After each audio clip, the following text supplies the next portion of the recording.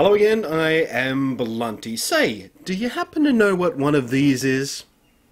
If you said cigarette lighter, you're an idiot, because that's not what it is. You've fallen victim to my cunning ruse. This is, in fact, a video camera. Seriously. But then again, maybe I was just a bit too cocky, because chances are it says spy camera in the description of this video, and you might have leapt to that conclusion already. Anyway, comes in a box like that, takes videos, takes stills. It cost me all of $12 from a place in Hong Kong, and I'm going to be reviewing it for you today. Now, in the specifications listed in the manual, this camera apparently records at 1280 by 960 at 30 frames per second. What it actually churns out, though, is closer to up to 12 frames per second. It tends to vary a bit, as you'll see as you watch this demonstration footage. And the image is pretty obviously upscaled. The image sensor hardware itself is most likely 640 by 480. The kind of image sensor you may have found in a cheap camera phone from 1997. It also has a time and date stamp on the video, which I've been unable to discover if you can even turn off. Run, you freaky three-legged gingerbread bastards, run at a stuttering 12 frames per second. And just to give you an idea of how wide this lens is, I'm holding the camera now at arm's length, and as you can tell, it also records sound, of course. Although I've noticed it will often be wildly out of sync with the actual video, and as you can hear, the sound quality sounds not dissimilar to ear rape with a titanium studded marital aid. In use, the camera is a bit unpredictable. Sometimes it'll record smoothly enough, other times it'll inexplicably drop to a very low frame rate, or the picture will freeze completely while the sound continues to record.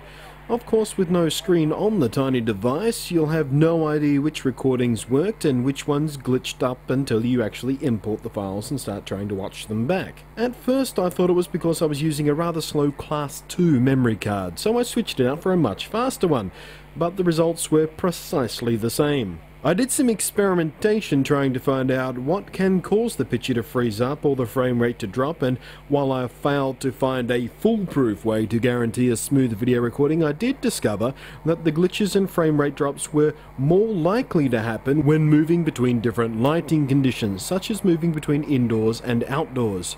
And strangely enough, the camera seemed much more reliable in indoor lighting conditions than the brightly lit outdoors where most other cameras are at their happiest.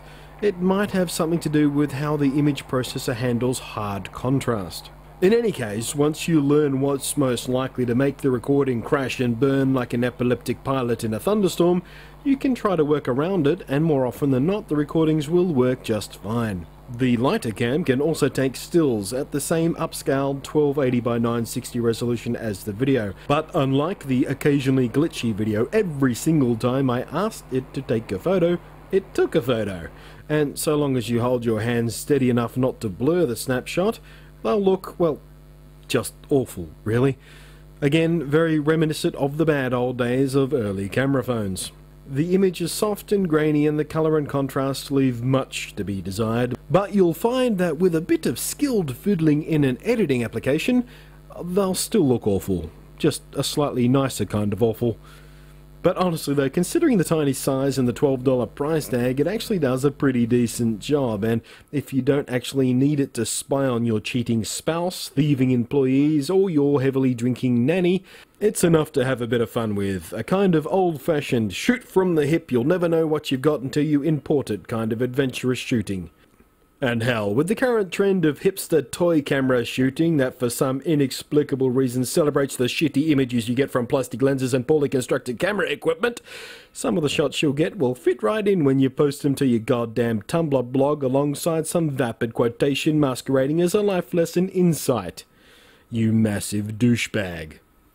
So anyway, there you go. That's a cigarette lighter shaped spy camera thingy that I picked up for all of $12. And it actually works pretty well. Well, about as well as you can expect a piece of $12 Hong Kong import gadgetry to perform, but really if you expect any more from that from a $12 piece of Hong Kong gadgetry, you're a bit stupid, really. You can have a bit of fun with it, or you can go full-on creepy pervert with it, but I wouldn't really recommend it. I can't tell you what to do with it. All I can do is present you with the options and the tools that are out there, and this is one of them.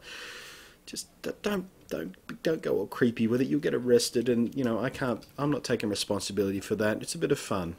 Go shoot from the hip and pretend you're a hipster douchebag. Anyway, I'm Blunty. Thanks for watching, and I'll catch you next time.